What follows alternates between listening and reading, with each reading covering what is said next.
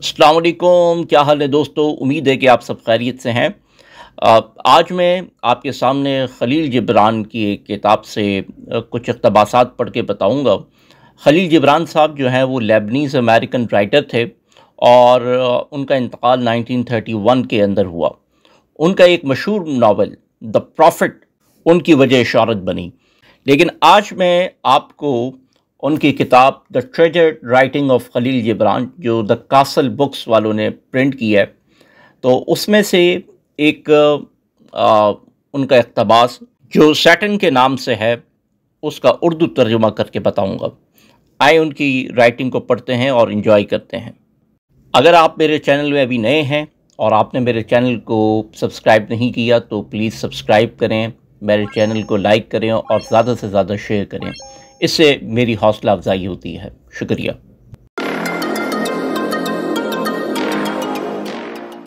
سمعان پادری روحانیت کی باریکیوں کا عالم تھا اور لاہوتی مسائل کا بحر پے کراں، صغیرہ و کبیرہ گناہوں کا رمز شناس اور دوزخ، اعتراف اور بہشت کے رازوں کا امین۔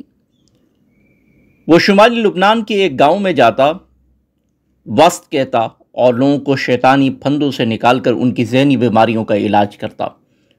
اس کی ان کوششوں نے شیطان کو اس کا دشمن بنا دیا اور شب و روز اس سے برسر پیکار رہنے لگا۔ دیہاتی سمان پادری کی بے انتہا عزت کرتے اور سونے چاندی کی عوض اس کی دعائیں اور نصیحتیں حاصل کر کے خوش ہوتے۔ ان میں سے ہر ایک پہل کرتا کہ اپنے درختوں کے بہتر سے بہتر پھل اور اپنے کھیتوں کے بہتر سے بہتر پیداوار اس کی خدمت میں پیش کرے۔ موسم خزاں کا ذکر ہے، ایک دن سمان پادری اپنے گاؤں کی طرف جاتے ہوئے جو ان پہاڑوں اور وادیوں میں تنہا واقع تھا، کسی ویران مقام سے گزر رہا تھا کہ سڑک کی طرف ایک دردناک آواز اس کے کان میں آئی۔ اس نے مڑ کر دیکھا، ایک برہنہ شخص پتھروں پر پڑا ہوا تھا، اس کے سر اور سینے کے گہرے زخم سے جیتا جیتا خون نکل رہا تھا اور وہ التجا آمیز لہجے میں پکار رہا تھا، مجھے بچاؤ، میری مدد کرو، میں مر رہا ہوں، مجھ پر رحم کھاؤ۔ سمان پادری اس منظر سے حیرت زدہ ہو کر ٹھہر گیا۔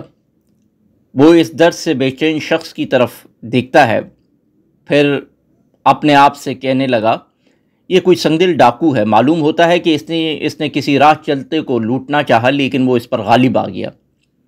یہ اس وقت نزع کے عالم میں ہے، اگر میری موجودگی میں مر گیا تو میں ناکردہ گناہ خواہ مخواہ اس جرم میں پکڑا جاؤں گا۔ وہ آگے بڑھنا چاہتا تھا کہ مجروح نے یہ کہہ کر اسے روک لیا، مجھے تنہا نہ چھوڑو، تو مجھے جانتا ہے اور میں تجھے جانتا ہوں، اگر تو مجھے چھوڑ کر چلا گیا تو میں یقیناً مر جاؤں گا۔ پادری کی رنگت پیلی پڑ گئی اور ہونٹ کانپنے لگے۔ اس نے خود سے کہا، میرا خیال ہے کہ یہ ان دیوانوں میں سے ایک دیوانہ ہے جو جنگل جنگل بھٹکتے پھرتے ہیں۔ اس نے اپنے خیالات کا رخ بدلا اور پھر اپنے دل سے کہنے لگا، اس کے زخموں کا منظر مجھے خوفزدہ کر رہا ہے، لیکن میں اس کے ساتھ کیا سلوک کروں؟ اور روحانی طبیب جسمانی بیماریوں کا علاج نہیں کر سکتے۔ پادری نے جانے کے ارادے سے 2-4 قدم اٹھائے اور مجروح پتھر کو پگھلا دینے والی آواز میں چلایا، میرے قریب آ، ہم دونوں عرصے دراز سے ایک دوسرے کے دوست ہیں، تو سمان پادری ہے، پاک باز اعظم، اور میں نہ چور ہوں نہ دیوانہ، میرے پاس آ اور مجھے اس ویران جنگل میں تنہا مرنے کے لیے نہ چھوڑ، میرے نزدیک آ تاکہ میں تجھے بتاؤں میں کون ہوں۔ سمان پادری مجروح کے پاس گیا اور جھک کر اسے نہایت غور سے دیکھا۔ اس کے خد و خال عجیب و غریب تھے، جن سے ذہانت کے ساتھ عیاری، دلکشی کے ساتھ کراہت اور نرمی کے ساتھ خباثت نمایاں تھی۔ پادری جھک کر پیچھے ہٹا اور چلایا، تو کون ہے؟ مجروح نے دھیمی آواز میں کہا، ہولی فادر، خوف نہ کھا، ہم دونوں بہت پرانے دوست ہیں، مجھے اٹھا اور کسی قریبی نہر پر لے جا کر اپنے رومال سے میرا زخم دھو دے۔ پادری نے بلند آواز میں کہا، مجھے بتا کہ تو کون ہے، میں تجھے نہیں جانتا اور نہ مجھے یہ یاد پڑتا ہے کہ میں نے اپنی زندگی میں تجھے کبھی دیکھا ہے۔ مجروح نے جواب دیا، اس طرح کی موت کی خرخراہٹ اس کی آواز میں شامل تھی، تو جانتا ہے کہ میں کون ہوں، تو مجھ سے ہزاروں دفعہ ملا ہے اور ہر جگہ تو نے میری صورت دیکھی ہے، میں مخلوق میں سب سے زیادہ تجھ سے قریب ہوں، بلکہ میں تجھے تیری زندگی سے زیادہ عزیز ہوں۔ پادری نے چلاتے ہوئے کہا، تو جھوٹا اور فریبی ہے، حالانکہ مرنے والے کو سچ بولنا چاہیے۔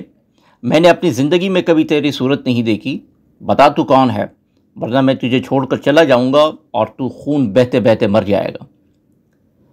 مجنون نے قدرے حرکت کی اور پادری کی آنکھوں کو نہایت غور سے دیکھنے لگا۔ اس کے لبوں پر معنی خیز تبسم نامودار ہوئی۔ اس نے نرم، شیریں اور گہری آواز میں کہا، میں شیطان ہوں۔ پادری نے ایک ہولناک چیخ ماری جس سے وادی کا ذرہ ذرہ لرز اٹھا، پھر اسے آنکھیں پھاڑ پھاڑ کر دیکھنے لگا۔ اس فیصلے کی روشنی میں جو گاؤں کے کلیسا کی دیواروں پر لٹکا ہوا تھا، اس نے دیکھا کہ مجروح کا جسم اپنی ترکیب اور آثار کی بنا پر ابلیسی ہیت پر منطبق ہوتا ہے۔ کانپتے ہوئے چلایا، اللہ نے مجھے تیری جہنمی صورت اس لیے دکھائی کہ میرے دل میں تیری طرف سے کراہت اور بڑھ جائے۔ تجھے عبدالآباد تک مردود و ملعون ہی رہنا چاہیے۔ شیطان نے کہا، ہولی فادر، جلد بازی سے کام نہ لے اور بیہودہ گفتگو میں وقت ضائع نہ کر، میرے قریب آ اور اس سے پہلے کہ میری زندگی خون کی شکل میں میرے جسم سے بہہ جائے، میرے زخموں پر مرہم رکھ۔ پادری نے جواب دیا، وہ ہاتھ جو روزانہ خداوندی قربانیوں کے لیے اٹھتا ہے، تیری جہنمی شراروں سے بنے ہوئے جسم کو نہیں چھو سکتا۔ تو زمانے کا دشمن اور انسانیت کی بربادی کے در پہ ہے، اس لیے تجھے مرنا ہی چاہیے، اس حالت میں کہ زبانیں تجھ پر لعنت بھیجیں اور دنیا کے ہونٹ تجھے ملامت کریں۔ بے چین ہو کر شیطان نے کہا، تو نہیں جانتا کہ تو کیا کہہ رہا ہے، اور تجھے نہیں معلوم کہ تو کس گناہ کا مرتکب ہو رہا ہے۔ سن، میں تجھے اپنی کہانی سناتا ہوں۔ آج میں ان وادیوں میں تنہا چلا جا رہا تھا، جب یہاں پہنچا تو کمزر فرشتوں کی ایک جماعت سے دوچار ہوا۔ وہ سب کے سب مجھ پر ٹوٹ پڑے اور مجھے بری طرح زخمی کر دیا۔ اگر ان میں سے ایک فرشتے کے پاس دوداری تلوار نہ ہوتی تو میں یقیناً ان سب کو مار گراتا، لیکن مسلح کے مقابلے میں نہتک کیا کر سکتا ہے؟ شیطان تھوڑی دیر کے لیے خاموش ہو گیا۔ اس نے اپنا ہاتھ پہلو کے ایک گہرے زخم پر رکھ دیا۔ دوبارہ اس نے کہنا شروع کیا، لیکن وہ مسلح فرشتہ جس کے متعلق میرا خیال ہے کہ میکائیل تھا، بڑا پھرتیلا اور تلوار چلانے میں کمال رکھتا تھا۔ یہ واقعہ ہے کہ اگر میں زمین پر نہ گرتا اور میری حالت مردوں کی سی نہ ہو جاتی تو میرا ایک ایک عضو علیحدہ نظر آتا۔ فتح مندانہ لہجے میں پادری نے کہا، خدا میکائیل کا مرتبہ بلند کرے کہ اس نے انسانیت کو اس کے بدترین دشمن سے نجات دلا دی۔ شیطان نے جواب دیا، انسانیت سے میری دشمنی اس قدر اندھی نہیں ہے جس قدر تیری دشمنی خود اپنی ذات سے ہے۔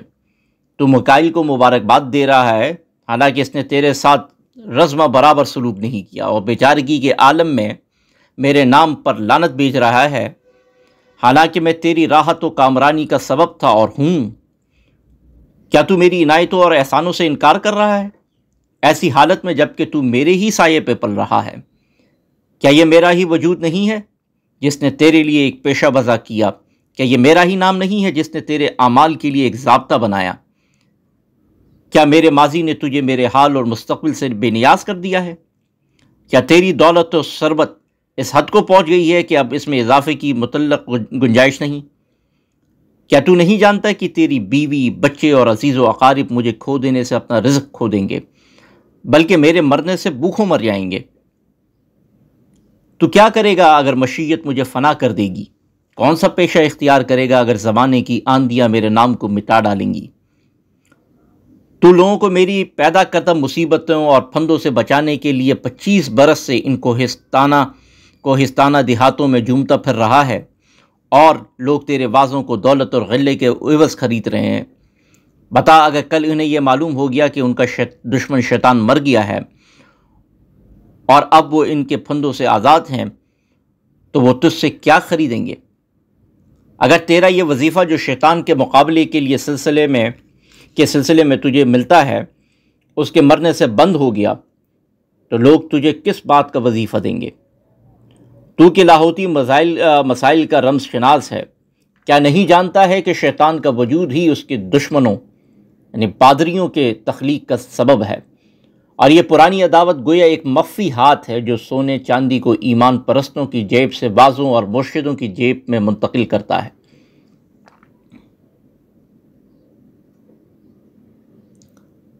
تو کہ سمجھ بوجھ والا عالم ہے، کیا نہیں جانتا کہ سبب کے زوال سے مسبب خود بخود زائل ہو جاتا ہے؟ پھر تو میرے مرنے سے کیوں خوش ہے، جبکہ میری موت تجھے اپنے مرتبے سے گرا دے گی، تیرا رزق بند کر دے گی اور تیرے بیوی بچوں کے منہ سے روٹی کا نوالہ چھین لے گی۔ شیطان 1 منٹ کے لیے خاموش ہو گیا۔ اس کے چہرے پر مہربانی کے بجائے استقلال کے آثار نمایاں ہوئے، اور اس نے پھر کہنا شروع کیا، دیکھ او مغرور جاہل، میں تجھے اس حقیقت کی تصاویر دکھاتا ہوں جس نے میری ہستی کو تیری ہستی میں ضم کر دیا ہے اور میرے وجود کو تیرے وجدان سے مربوط۔ آفرینش عالم کی ابتدائی ساعت میں انسان سورج کے سامنے کھڑا ہوا اور اپنا ہاتھ اٹھا کر پہلی مرتبہ بلند آواز سے کہا، آسمان سے پرے خدائے جلیل ہے جو نیکی سے محبت کرتا ہے۔ پھر اس نے روشنی کی طرف پیٹ کر لی اور زمین پر اپنا سایہ پڑتے دیکھ کر چلایا، اور زمین کے تہوں میں مردود شیطان ہے جو بدی سے خوش ہوتا ہے۔ اس کے بعد اپنے غار کی طرف چلا، دل ہی دل میں کہتا ہوا، میں 2 ہولناک خداؤں کے درمیان ہوں، ایک خدا وہ ہے جس سے میں منسوب ہوں اور دوسرا وہ جو پہلے سے برسر پیکار ہے۔ زمانے پر زمانہ گزرتا چلا گیا، لیکن انسان 2 آزاد قوتوں پر گرا رہا۔ ایک وہ قوت جو اس کے روح کے بلندیوں پر لے جا کر برکت دیتی ہے، اور دوسری وہ قوت جو اس کے جسم کی تاریکیوں میں گر کر ملعون بناتی ہے۔ تاہم وہ برکت کے معنی سے واقف تھا، نہ لعنت کے مفہوم سے آشنا،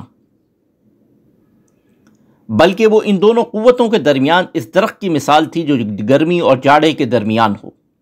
گرمی جو اپنی دانی پوشاک پہناتی ہے اور جاڑا جو اسے ننگا پوجا کر دیتا ہے۔ آخر کار جب وہ صبح تمدن الفت بشرا سے دوچار ہوا تو پہلے اس نے خاندان کی بنیاد ڈالی، پھر قبلے کی۔ اب اس کے مشاغل میلانات کے فرق کے بنا پر متفرق ہو گئے اور صنعتیں مزاج و مذاق کے اختلاف کی بنا پر مختلف۔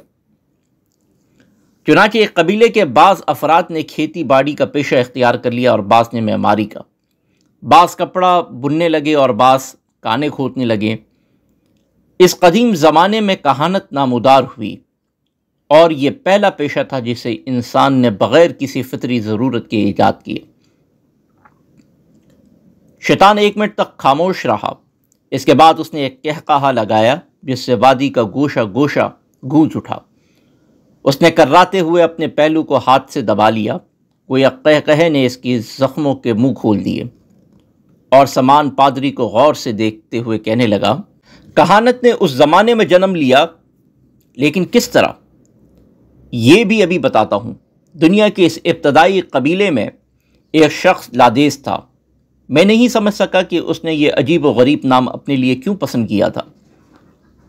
بہرحال وہ نہایت ذہین مگر نہایت جھوٹا اور سست آدمی تھا، جسے زراعت، معمری، گلہ بانی، شکار غرض ہر کام سے نفرت تھی جس میں قوت بازو یا جسمانی حرکت کی ضرورت ہو، اور چونکہ اس زمانے میں بغیر ہاتھ پاؤں ہلائے رزق ملنا دشوار نہیں ناممکن تھا، اس لیے اس کی اکثر راتیں بھوک کی شدت سے جاگتے کٹتی تھیں۔ ایک دفعہ کا ذکر ہے کہ گرمیوں کی رات تھی، اس قبیلے کے افراد اپنے سردار کے مکان کے گرد بیٹھے اپنی اپنی زندگی کے واقعات دہرا رہے تھے اور اس انتظار میں تھے کہ نیند آ جائے۔ اچانک ان میں سے ایک شخص کھڑا ہوا اور چاند کی طرف دیکھ کر کے خوفناک آواز میں چلانے لگا، ذرا چاند دیوتا کو تو دیکھو، اس کا چہرہ کتنا مانند پڑ گیا ہے اور روشنی کس حد تک زائل ہو گئی ہے۔ معلوم ہوتا ہے کہ آسمانی گنبد میں ایک سیاہ پتھر لٹک رہا ہے۔ لوگوں نے چاند پر اپنی نگاہیں جمائیں اور یہ دیکھ کر ان کی راتوں کا دیوتا کہ آہستہ آہستہ ایک سیاہ کرہ کی شکل اختیار کرتا جا رہا ہے، اور اس کے ساتھ ساتھ نہ صرف یہ کہ زمین کی رنگت بدل رہی ہے بلکہ وادیاں اور ٹیلے بھی ایک سیاہ چادر میں چھپتے جا رہے ہیں۔ خوف و دہشت سے کانپتے چلانے لگے، گویا دست ظلمت نے ان کے دلوں کو دبوچ لیا ہے۔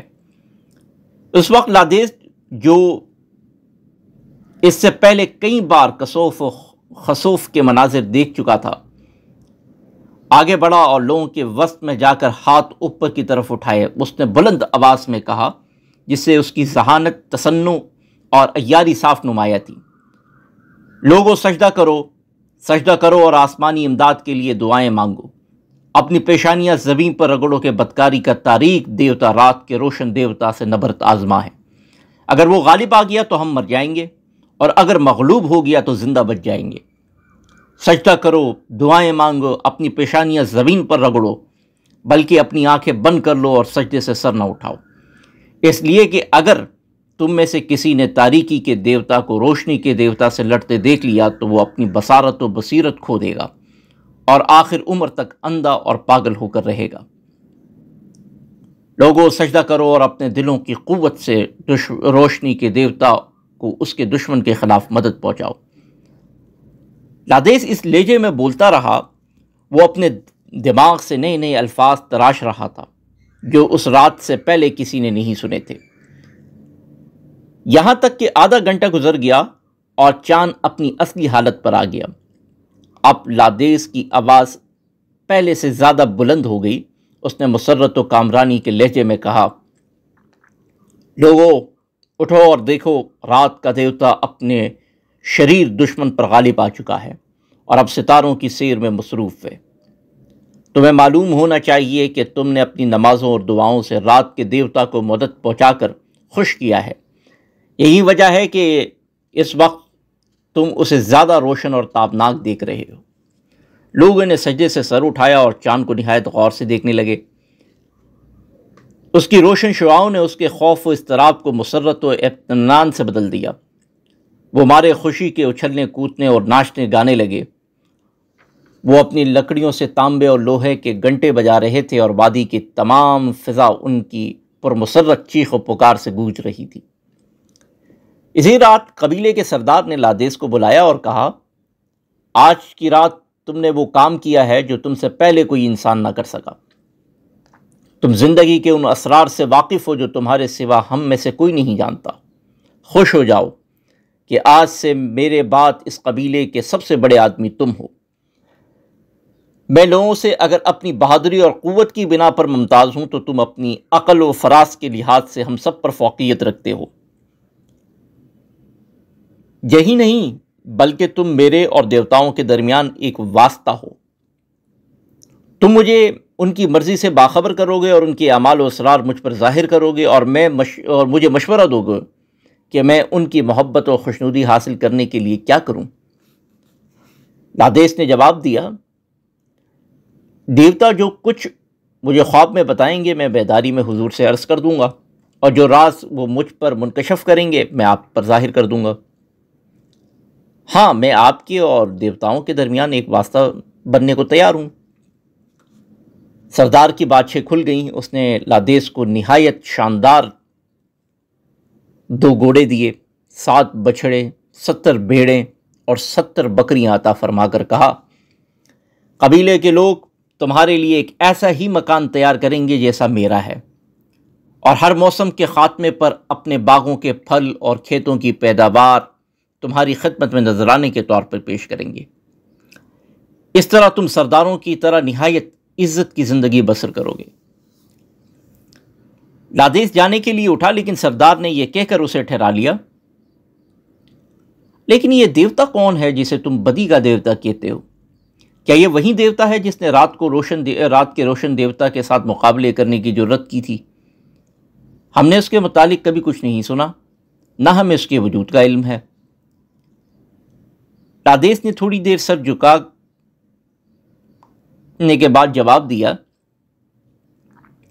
پرانے زمانے میں انسان کی پیدائش سے پہلے تمام دیوتا کہکشاں سے پرے ایک دور دراز مقام پر نہایت امن و خلوص کے ساتھ رہتے تھے۔ مہادیو جو ان سب کا باپ تھا، علم و عمل میں ان سب پر امتیاز رکھتا تھا، اور اس نے اپنی ذات کے لیے بعض خداوندی اسرار محفوظ کر رکھے تھے جو ناموس ازلی کے پردے میں رپوش ہیں۔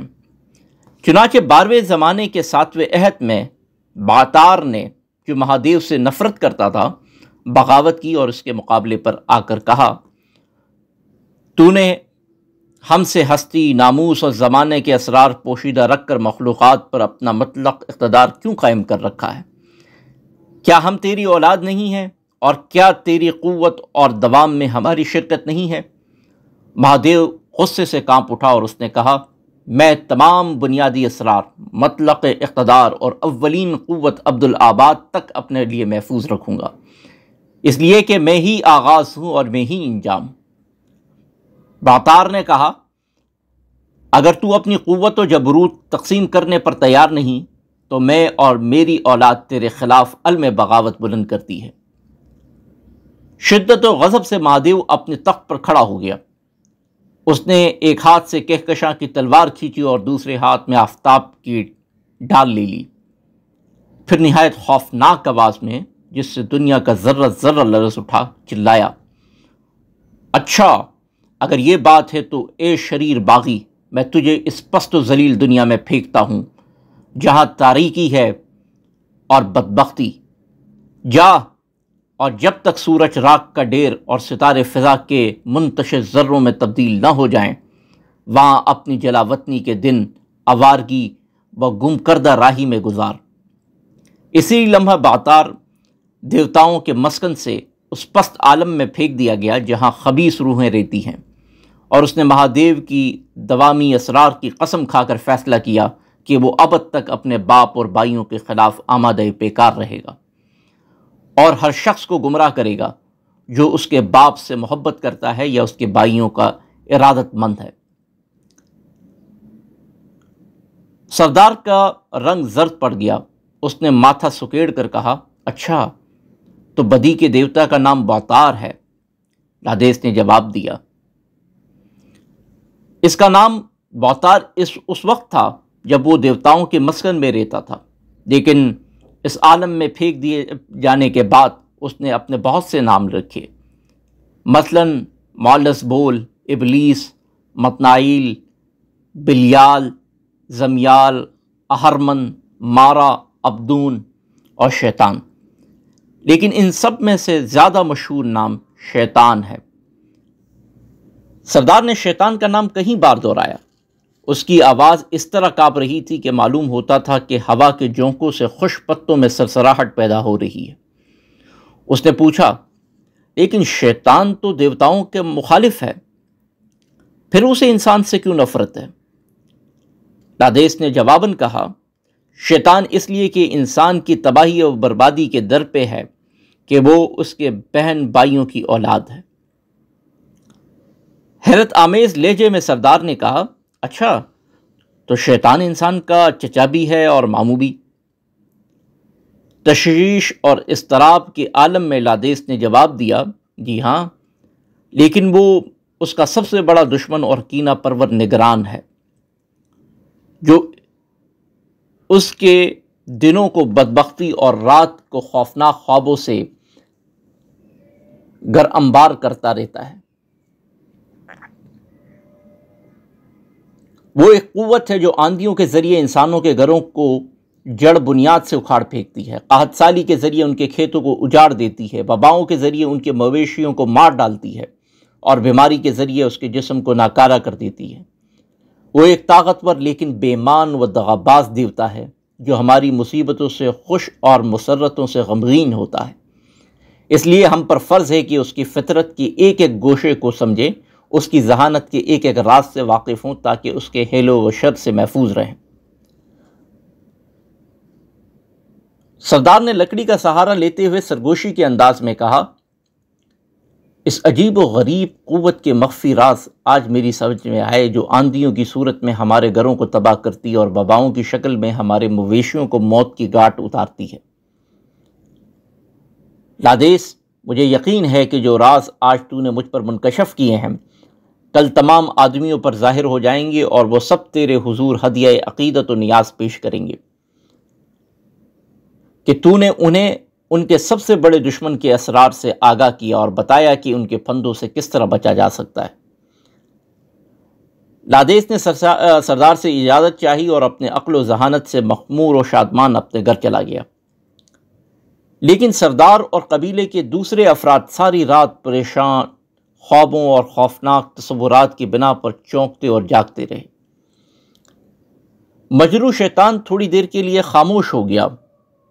سمان پادری اسے ٹٹکی باندھ کر دیکھتا رہا۔ اس کی آنکھوں میں حیرت و استنجاب کا جمود تھا اور ہونٹوں پر موت کا تبسم۔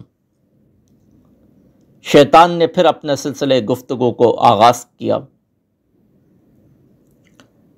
کہانت نے اس طرح دنیا میں جنم لیا اور اس طرح میری ہستی اس کے ظہور کا سبب ہوئی۔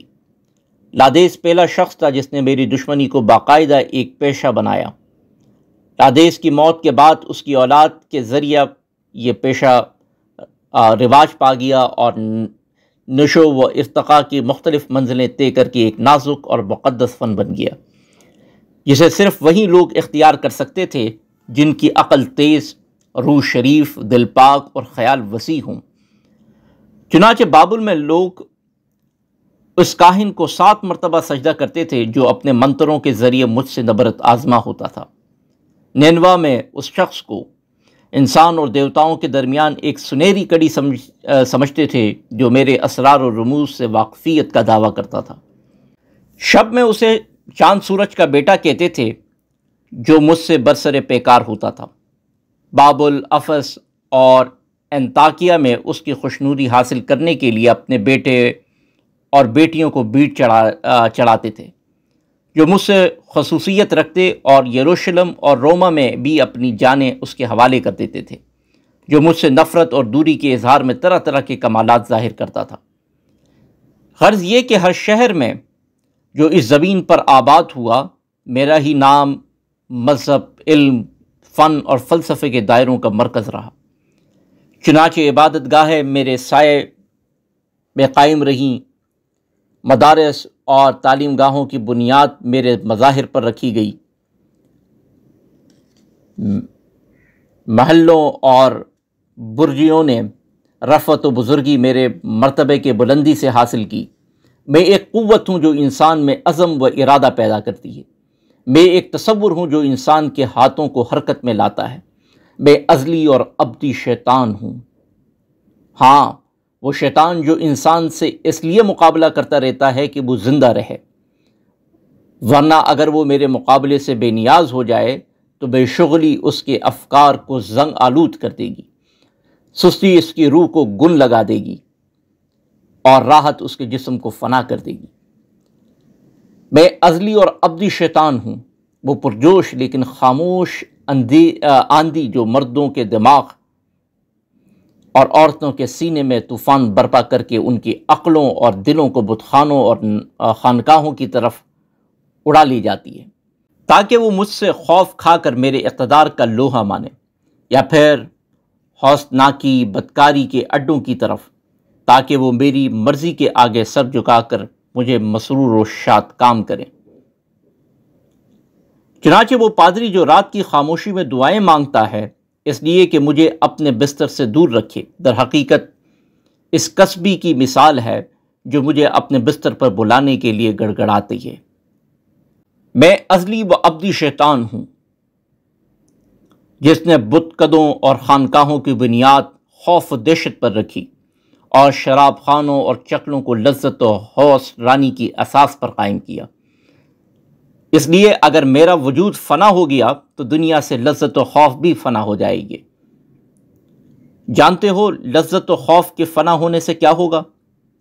یہ ہوگا کہ انسان کے دل کی تمام امیدیں اور آرزویں فنا ہو جائیں گی اور زندگی ویران و بے کیف ہو کر رہ جائے گی، جیسے بوسیدہ سارنگی جس کا ایک تار سلامت نہ ہو۔ میں ازلی و ابدی شیطان ہوں، جھوٹ، غمازی، تہمت، دغا اور مسخرگی کا خالق، اور اگر یہ چیزیں دنیا میں باقی نہ رہیں تو انسانی جماعت اس اجاڑ باغ کی مثال ہو جائے گی جس میں فضیلت کے کانٹوں کے سوا کوئی چیز نہ اگے۔ میں ازلی و ابدی شیطان ہوں، گناہوں کا سرچشمہ، اور اگر گناہ مٹ جائیں تو اس سے مقابلہ کرنے والے بھی مٹ جائیں گے، اور ان کے ساتھ تو، تیری اولاد، تیرے پیروکار اور عقیدت مند بھی۔ ہاں، میں گناہوں کا سرچشمہ ہوں۔ تو یہ چاہتا ہے کہ میرے مٹنے سے گناہ بھی مٹ جائے؟ کیا تو یہ چاہتا ہے کہ میرے دل کی دھڑکنوں کے ساتھ انسانی حرکت بھی رک جائے؟ کیا تو یہ چاہتا ہے کہ سبب کے ساتھ مسبب بھی زائل ہو جائے؟ کیا تو یہ چاہتا ہے کہ میں جو دنیا کی چہل پہل کا بنیادی سبب ہوں اس ویران جنگل میں مر جاؤں؟ جواب دے اے لاہوتی مسائل کے عالم بے ہمتا، کیا تو یہ چاہتا ہے کہ وہ اولین تعلق ختم ہو جائے جو میرے اور تیرے درمیان ہے؟ شیطان نے اپنے بازو پھیلائے، اس کی گردن آگے کی طرف جھک گئی اور وہ دیر تک کراتا رہا۔ اپنے سبزی مائل مٹیالے رنگ میں وہ ایسا معلوم ہو رہا تھا جیسے نیل کے کنارے مصری مجسمہ جو زمانے کے دستبرد سے بچ گیا ہو۔ اس نے سمان پادری کو اپنے شعلہ فغن آنکھوں سے گورا اور کہا، گفتگو نے مجھے نڈال کر دیا ہے، حالانکہ میرے زخموں کا تقاضا یہ تھا کہ تجھ سے زیادہ باتیں نہ کروں۔ کس قدر تعجب کا مقام ہے کہ میں نے تیرے سامنے اس حقیقت کی توضیح کی ہے جسے تو خود مجھ سے زیادہ جانتا ہے، اور وہ باتیں بیان کی ہیں جو میری مصلحتوں کے مقابلے میں تیری مصلحتوں سے زیادہ قریب ہیں۔ اب جو تیرا جی چاہے کر، مجھے اپنی پیٹھ پر اٹھا کر گھر لے جا اور میری مرہم پٹی کر، یا یہیں پڑا رہنے دے کہ میں ایڑیاں رگڑ رگڑ کر مر جاؤں۔ شیطان گفتگو کر رہا تھا اور سمان پادری سر سے پاؤں تک کانپ رہا تھا۔ حیرت و پریشانی کے لہجے میں ہاتھ ملتے ہوئے کہا، مجھے وہ راز معلوم ہو گیا جو اب سے 1 گھنٹہ پہلے مجھے معلوم نہ تھا۔ میری نادانی کو معاف فرما۔ اب میری سمجھ میں آ گیا کہ تو دنیا میں آزمائش کے لیے بھیجا گیا ہے، اور آزمائش ایک کسوٹی ہے جس کے ذریعے اللہ انسان کی قدر قیمت پہچانتا ہے، بلکہ ایک ترازو ہے جس میں خدائے بزرگ و برتر روح کو تول کر اس کے ہلکے یا باری ہونے کا اندازہ کرتا ہے۔ میں نے یہ جان لیا کہ اگر تو مر گیا تو یہ آزمائش اور اس کے ساتھ وہ معنوی قوتیں ختم ہو جائیں گی جو انسان کو پاک بازی کی تعلیم دیتی ہے، بلکہ وہ سبب بھی زائل ہو جائے گا جو انسان کو نماز، روزہ اور عبادات کی طرف لے جاتا ہے۔ تجھے زندہ رہنا چاہیے، اس لیے کہ اگر تو مر گیا اور لوگوں کو اس کا علم ہو گیا تو دوزخ کے عذاب سے بے خوف ہو کر عبادت چھوڑ دیں گے اور گناہوں کے دلدل میں جا پھنسیں گے۔ تجھے زندہ رہنا چاہیے اس لیے کہ تیری زندگی نوع انسان کو برائیوں سے بچاتی ہے۔ رہا میں سو انسانی محبت کی قربان گاہ پر اس نفرت کو بیٹ چڑھا دوں گا جو مجھے تیری ذات سے ہے۔ شیطان نے ایک قہقہا مارا جو آتش فشاں کے پھٹنے سے مشابہ تھا اور کہا، ہولی فادر، تو کس قدر ذہین اور کتنا نالائق ہے۔ لاہوتی مسائل کے متعلق تیرا مطالعہ کس قدر عمیق ہے۔ تو نے اپنی قوت ادراک سے میرے وجود کا سبب ظاہر کیا ہے جو میں اس سے پہلے نہیں جانتا تھا۔ اب کہ ہم میں سے ہر ایک ان فطرتی اور لاہوتی اسباب کی حقیقت کو پا گیا ہے جو ہماری آفرینش اول کے بھی ضامن تھے، اور اس نشاط ثانیہ کے بھی، ہمیں یہاں سے چلنا چاہیے۔ بھائی میرے قریب آ، وہ مجھے اٹھا کر اپنے گھر لے چل۔ رات نے اپنے سیاہ پردہ چھوڑ دیا ہے، جبکہ میں اپنے جسم کے تقریباً آدھے خون سے اس وادی کے پتھروں کو رنگین کر چکا ہوں۔ سمان پادری نے اپنی آستینیں کوہنیوں تک چڑھا لیں اور عبا کے دامن کو سمیٹ کر پیٹی سے کس لیا۔ اس کے بعد وہ شیطان کے پاس گیا اور اپنی پیٹھ پر لاد کر سڑک کا راستہ لیا۔ ان پرسکون وادیوں میں جبکہ چہرے پر رات کے سیاہ نقاب پڑی تھی، سمان پادری اپنی پیٹھ پر ایک برہنہ جسم کو لادے گاؤں کی طرف جا رہا تھا، جس کے زخموں سے خون بہہ بہہ کر اس کی داڑھی اور سیاہ کپڑوں کو دبوں سے برتا جا رہا تھا۔